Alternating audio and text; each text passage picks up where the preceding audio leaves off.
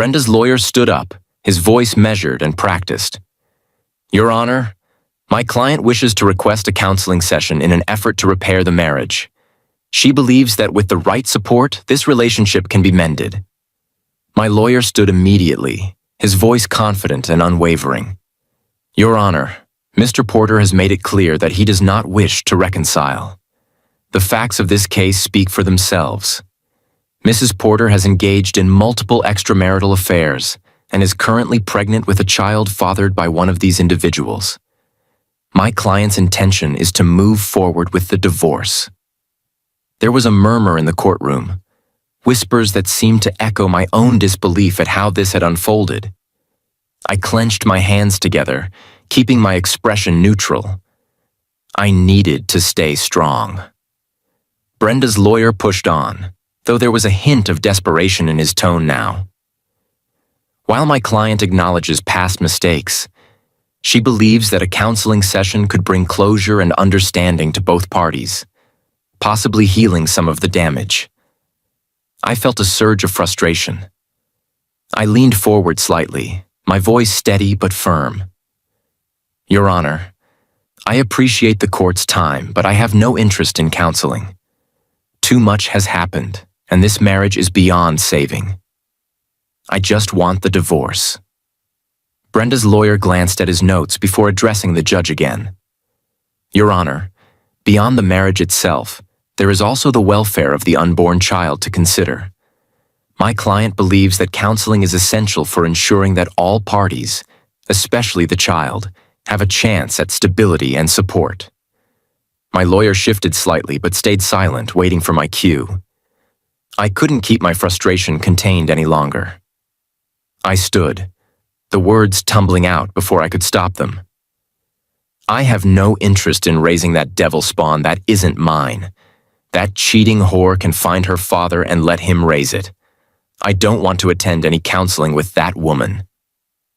Mr. Porter, one more word and I will hold you in contempt of court, he yelled at me. A quiet gasp moved through the room, and I caught a glimpse of Brenda's face, pale and tight-lipped. The judge's eyes narrowed as he looked at me over the rim of his glasses, a long pause filling the space as if he were weighing every word. Mr. Porter, the judge said, his voice firm, while I understand your feelings, this court must consider all factors, including the emotional welfare of everyone involved. I am ordering both parties to attend counseling sessions as a final attempt to address these issues constructively. I will not attend, I scowled. I am ordering 1 month of counseling, 2 sessions per week. You will attend, Mr. Porter, or else. He glowered at me for a moment, then banged his gavel again. That is all. A week later, the room was silent, tense with an air that seemed to buzz. With unspoken words, the counselor, a middle-aged man with a calm demeanor and glasses perched on the edge of his nose, sat across from us, hands resting lightly on a notepad. Brenda sat next to me, looking down and twisting the fabric of her sweater nervously. Then Brenda started, her voice shaky. I just want to say, don't, I snapped, my voice cold and sharp. Keep your mouth shut. I don't want to hear anything from you. The counselor, Mr. Hensley, glanced between us, his expression neutral but attentive. Ben, I know this is tough, but we're here to try to open a dialogue. Even if it's uncomfortable, speaking up can help us move forward. Will you give it a try? I crossed my arms, my jaw tightening. I'm here because the judge ordered it, not because I want to talk. I'll attend, but I don't have to participate. A brief silence followed, Mr. Hensley's eyes searching mine for any sign of willingness. When none came, he sighed, shifting his notepad slightly. I understand this is painful, but communication is a step toward understanding, even if it doesn't lead to reconciliation. After an hour, I said, Okay, doctor, good session. See you Thursday. I'm canceling the sessions and sending my report to the judge, he replied. Even better, I said as I left the office. The judge was not pleased. Give me one reason why I should not hold your client in contempt, he growled at my lawyer. Your Honor, you ordered my client to attend the sessions. He attended the first session in accordance with the order. It was the counselor who called off the rest of the sessions. The counselor's report clearly states that he made no attempt to engage in the session. He put in headphones and ignored them the entire time.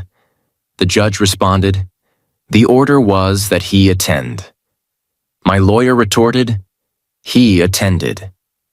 Given that the counselor felt that there was no benefit in continuing, I would like to request that you grant the divorce according to the petition.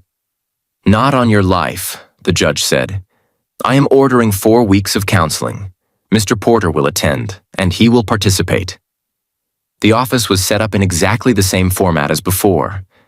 When I arrived, 2 chairs about a foot apart faced the doctor's desk. He sat behind it. The desk was bare, barring a yellow legal pad and a picture of a pretty woman, I would guess in her mid-30s, and a child that looked about 6 years old. "Mr. Porter," the doctor said, "please take a seat." Once again, I started to move the chair. Brenda put her hand out to stop me, and I jumped back. "If you dare to touch me, I would consider it an assault and would punch your teeth into your stomach. You understand?" Brenda gasped, pulling back. I went back to moving the chair and then sat in it once again. I got out my phone. "Mr. Porter, the judge, ordered that you participate in the session." "I know," I said, my voice steady. "I'm using my phone to record the session to prove my participation. My lawyer mentioned that some counselors might have their own agendas. Since my soon-to-be ex-wife has already been seeing you for some time, I feel you may have developed a relationship with her that could work against me." The counselor, Mr. Hensley, tilted his head slightly. "What if I do not wish you to record the sessions?" he asked, his tone calm but direct. "Then I'll go back to court and request a different counselor," I replied firmly. "I have that option. The only reason I didn't do that already was to avoid more delays. I just want to quickly get rid of this." Mr. Hensley turned his attention to Brenda, who was sitting with her arms crossed and eyes averted. "Brenda, how do you feel about the sessions being recorded?" She shrugged, barely looking up. "Whatever," she said with a hint of impatience, waving her hand dismissively. "Can we just start?" The air in the room seemed to settle, a reluctant agreement hanging between us all. "Okay then," Mr. Hensley said, folding his hands in front of him. "What I would like to do to start—" "Before we start," I interrupted, my tone cold, "can I ask a question?" "Of course," he said, his voice measured. "You can ask questions at any time. I may ask you to hold off during certain points, but right now, go ahead." He offered a small smile that I didn't return. "Have you slept with her yet?" I asked bluntly. Brenda gasped, a sharp intake of breath that cut through the room, but Mr. Hensley's expression didn't change. "No," he said evenly. "Brenda and I have not had, nor will we have, any kind of sexual contact. It would be highly inappropriate, even if I were not already very happily married. Does that answer your question?" I looked at him for a long moment before nodding. I believed him, despite the fact that Brenda seemed to have been involved with nearly every man she'd encountered in the past year. "All right then," Mr. Hensley continued smoothly. "As I was saying, to begin, I'd like to set our expectations. Since I have already spoken to Brenda on a few occasions, I would like her to outline what she hopes to achieve in these sessions and what her desired outcome would be. Ben, I'd ask that while she's talking, you refrain from comments or questions until the end. Once Brenda has shared her goals, I'll ask you to do the same. My goal is to see her get an incurable STD and watch her die a slow and painful death, to go to her grave and piss on it. That is the ultimate dream that I have," I said. Mr. Hensley shook his head and looked towards Brenda, who was already shaken by my response. "Talk to me, Brenda," Mr. Hensley said, his tone gentle. "Tell me what you would like Ben to hear." Brenda took a shaky breath, her voice wavering as she began. "I want him to hear how sorry I am for hurting him. I know what I did was wrong, but it was just that he spent so much time at work and on his business trips, and I was lonely. I realized how much pain I caused him, and if I could go back and change the past, I would do anything to make it right. I love him more than anything else in the world. I know we can get past this if he'd just give me a chance. I would show him that I can be the best wife a man could ever want. We could raise this child together, give him a wonderful life, maybe even a sibling. I want us to be a family again. I know we can make it through this." Mr. Hensley offered a small nod and a faint supportive smile. "Thank you, Brenda. Now, Ben, what would you like to say?" She can write down her feelings on a piece of paper, then roll it up and stick it where the sun doesn't shine, far enough to choke on it. The feelings mean nothing to me, and she is already dead to me. Brenda started to cry and ran out of the room. "Please collide with something and die," I said as she ran out. "That was not helpful," Mr. Hensley remarked, his voice steady but edged with concern. "I don't want to be helpful," I spat back. "That lying, cheating woman slept with half the city for a year, got herself pregnant, and then tried to pass the baby off as mine. If I hadn't already been suspicious and demanded a DNA test, I'd be stuck right now paying for someone else's kid. Tell me, doctor, how exactly should I be acting?" "It's natural to be angry, Ben," Mr. Hensley replied evenly. "But you need to look past the anger to remember what you shared." I glared at him, my rage simmering. "Do you even know what the hell you're talking about?" I snapped. "Have you ever had the love of your life, the person you trusted with every piece of yourself, who you would die to protect, betray you so completely that you question your own sanity? How can someone who says they love you hurt you so deeply that it pushes you to the brink of wanting to end it all?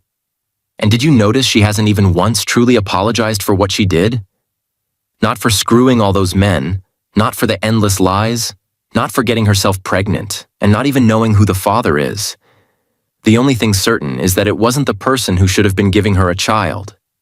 Me. So don't sit there with your sanctimonious butt and your book knowledge telling me I need to move past my anger. Right now, my anger is the only thing keeping me going. Just let me get this cheating 304 out of my life so I can try to rebuild from the wreckage she left behind." I stood up, eyes locked on Mr. Hensley. "Does that count as participation?" I snarled as I turned and walked out. "I asked Kathy to allow us to have this session without her," Mr. Hensley said as I walked into his office the following week. "I think we may be able to achieve more on a one-on-one basis to start, as long as this still counts towards the court-ordered counseling." "I'm more than happy to be in the same room as that," I replied, plopping down in a chair and setting an envelope on my lap. "Can we try to refrain from name-calling, please?" "It's not constructive and only gets in the way," he said. "I'm not here to be constructive. I just want to get through these sessions and finally get that unfaithful person out of my life for good. I never wanted to be here. She's just hell-bent on causing me as much pain as possible. She doesn't want the divorce because the prenup leaves her with nothing, so she's trying to force me into taking her back. It's not happening." "And what about the child?" Mr. Hensley pressed. "He's innocent. Surely he shouldn't be punished for—" "I don't give a damn about that kid. By your logic, I should take in every stray who couldn't keep her legs closed and ended up pregnant. Those kids have nothing to do with me, and neither does this one. Why are you so set on believing there's only one outcome here?" he asked, his voice steady. "You clearly loved her deeply. That kind of feeling doesn't just vanish overnight. Your anger is masking it right now, but once it settles, and trust me, it will, you'll find there are still feelings you can build on. Feelings that could help restore your relationship, maybe even make it stronger." That stupid smile was back again, and I felt the urge to punch him. Time to give him a taste of his own medicine. I gestured toward the picture on his desk. "You have a nice family," I said. "Been married long?" "We're not here to discuss my personal life," he replied. 11 years, if my sources are correct. Childhood sweetheart, married right out of college, waited to have kids, and then little Ethan came along. What is he? 9 now? That picture must have been taken a couple of years ago. "How did you—" he started to ask, but I cut him off. "Did you know your darling Cheryl has her own secrets?" I continued. "Did you know that when she says she's at Pilates class on Wednesdays while you're working, She's actually at the Motel 8 on Patterson, screwing her personal trainer. That is completely ridiculous, he stammered, but I could see he was shaken. He had gone very pale. Really? I said, pulling several photographs from the envelope and slapping them down on his desk one by one. They showed a pretty, slender woman entering a hotel room with a young, muscle-bound man, his arm wrapped around her waist as they gazed lovingly at each other. I then pulled out a DVD and slapped it down too. There's footage from inside the room if you want actual proof of what they were getting up to. It's pretty graphic, so I wouldn't watch it if I were you. I made that mistake when I got my PI report. Those images will haunt me for the rest of my life. He looked like he might be sick. Oh, and one more thing, I added, pulling out a DNA report from the envelope. No, he said quietly. Please, God, no. It appears that the fitness instructor isn't the first. I guess he would be too young to have fathered Ethan, but whoever the father is, it isn't you, I said quietly. He stood up and bolted for what I assumed was a bathroom off his office. I could hear him retching violently. Now, do you understand? I asked when he finally sank back into his chair, tears streaming down his face. He looked at me with dead eyes. Do you see the pain she caused me and why I need to get her out of my life? I pressed. He nodded, looking utterly defeated. Good, I said, smirking a little. Now there's just one more thing you need to know. His face drained of color as he looked at me with dread. There's more? He asked, sounding pitiful. This is all fake, I shot back. None of what I just showed you is true. As far as I know, your wife is as loving and faithful as you thought she was, and Ethan is your son. But the photos, he stammered. Photoshop, I replied grimly. Amazing what you can do with some Facebook posts in a little time and effort. If you had them examined by anyone with half a brain, they would tell you they're all fakes. I pulled up the originals. I'd created them from the DVD, he asked, his voice trembling. Blank, I replied flatly. And the DNA report is actually the DNA report for that cheating 304's baby. I just changed the names and dates, I said, watching his expression shift from confusion to disbelief. He sat there stunned, fresh tears beginning to stream down his face. Why would you do that? What did you think you could possibly achieve by wrecking my marriage and my life? He asked, his voice cracking. That was not my intention. I shot back. That's why I told you right away it was all fake. I never wanted you or your family to suffer permanent harm. I just wanted you for once to truly understand the pain I went through, the feelings of loss, anger, and hurt. You had a taste of it for a few minutes. I'm still living with it. Your brief misery is my daily reality. Now forcing me to sit here with that and listen to her spout on about how she loves me and wants me back just means I have to relive the pain over and over again. There are laws against cruel and unusual punishment. Why don't they apply here? I just want to move on, pick up the pieces of my life, and get on with it. Why can't you and the courts let me do that? I started gathering the documents from the table and shoved them back into the envelope. I'll leave this with you to dispose of, I said, my tone softening just a fraction. I am actually sorry to have had to do this, but I needed you to understand. Your Honor, I have the report from the court-mandated counseling that my client was instructed to attend, my lawyer said, addressing the judge with a mixture of formality and urgency. I have a copy.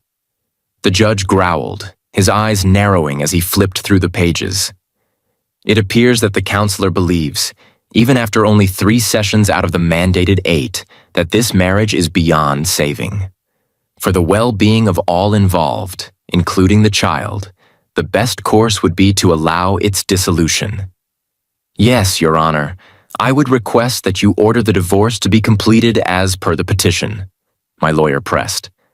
The judge stared at me for a long moment. I kept my gaze fixed straight ahead, refusing to meet his eyes, not wanting to reveal the turmoil inside.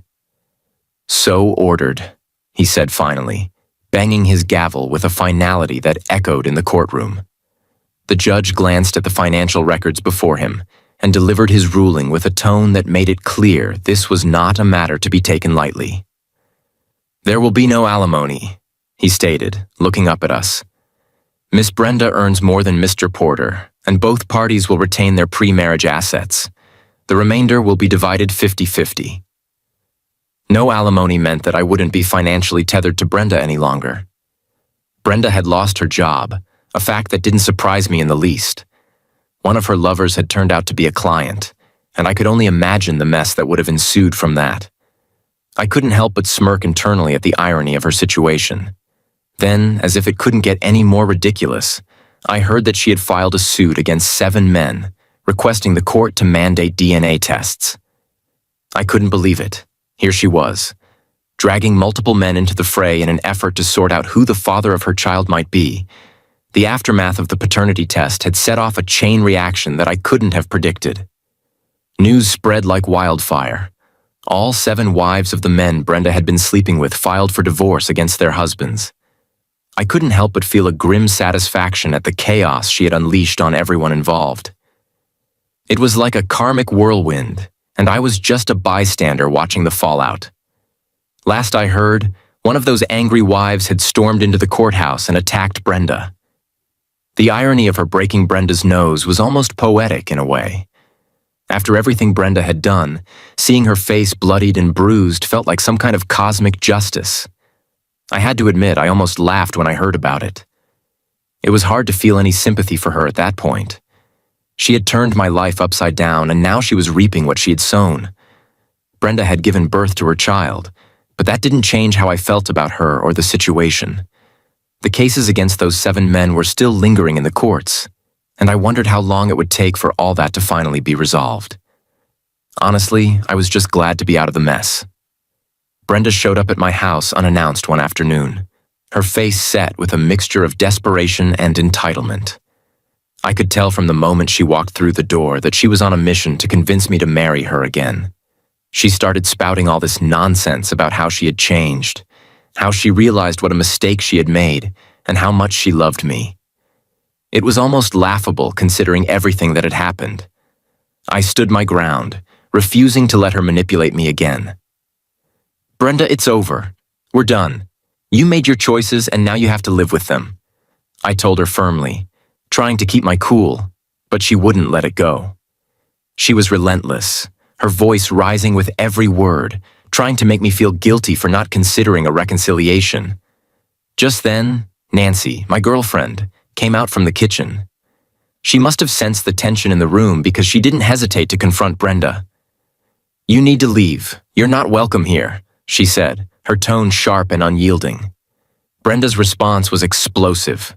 She launched into an abusive tirade, spewing venomous insults and trying to demean Nancy, clearly believing she still had the power to intimidate. I could see Nancy's eyes narrow as Brenda continued her verbal assault. I felt a surge of protectiveness for Nancy, but I knew Brenda was unhinged, and I didn't want to escalate the situation. Then it happened. In a moment of rage, Brenda lunged at Nancy, trying to hit her. That was a huge mistake. Nancy, who was no stranger to standing her ground, expertly sidestepped Brenda's wild swing and retaliated with a brutal counterattack. She kicked her and threw her on the floor. I stood there, half in shock and half in admiration, as Nancy quickly gained the upper hand. She was fierce, and Brenda, who had always relied on her manipulative tactics, was clearly outmatched. Before I knew it, Nancy had Brenda pinned against the floor, her anger palpable. It was surreal watching Brenda, the woman who had once held so much control over my life, reduced to this. I could hardly believe what I was witnessing. "Get the hell out of our lives, Brenda. You're not welcome here," Nancy shouted in the midst of the chaos. I pulled out my phone and called the cops. Brenda was screaming by this point, but her words fell on deaf ears. The cops arrived shortly after, and Nancy calmly explained everything. They stepped in, quickly assessing the situation.